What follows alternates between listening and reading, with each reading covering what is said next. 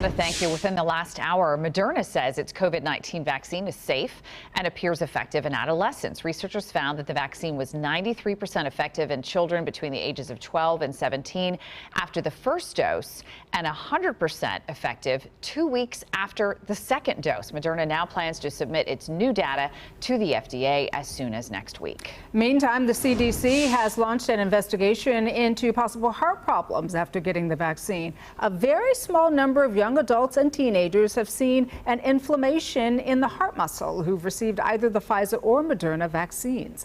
The Fox Medical team's Beth Galvin joins us now live to help us make sense of all of this. And Beth, good morning to you. It is always good to see you. And I do know, right, that we're early on in this investigation, but what do we know about these cases?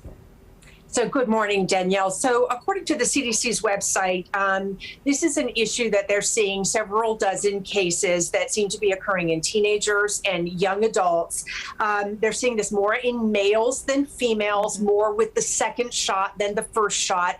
And it's typically something that they have seen within about 4 days of vaccination. So the CDC is saying that, these cases appear to be mild. They appear to be resolving. They're not sure if this is just a coincidence. They're saying that this is the number of cases that they're seeing is not above the baseline of what they typically see in this age group. So at this point, I don't think there's a high level of alarm or concern about this, but I do think this is something that they're looking into to try to figure out if there is any connection to myocarditis, which is that inflammation of the heart muscle, as you were explaining, and the vaccine.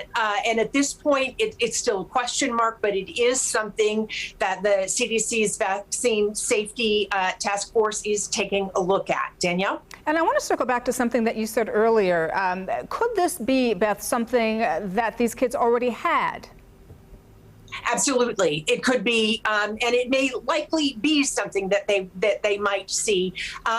Or if they didn't have it, this is kind of, something that they do see in there. It's not entirely unusual, although it is pretty rare to see. So I think that, the symptoms being, and what the advice that they're really giving doctors is just to be kind of on the lookout for any of these heart issues in young people, teenagers and young adults who have been recently vaccinated, and to report it if they're seeing any of these cases so that they can take a look at it. Symptoms can be anywhere, of myocarditis can be anywhere from very mild to quite severe. Things like chest pain, a rapid heartbeat, shortness of breath, fatigue, and what they're saying in this case is they believe that the symptoms are mild. You sometimes will see this after someone has a viral infection, like the flu. They may have, also inflammation in their heart. So it's not entirely rare, but it's not common at the same time. Danielle? And so do we know why we're seeing this in younger people, right, and not so much adults? And should parents who may be on the fence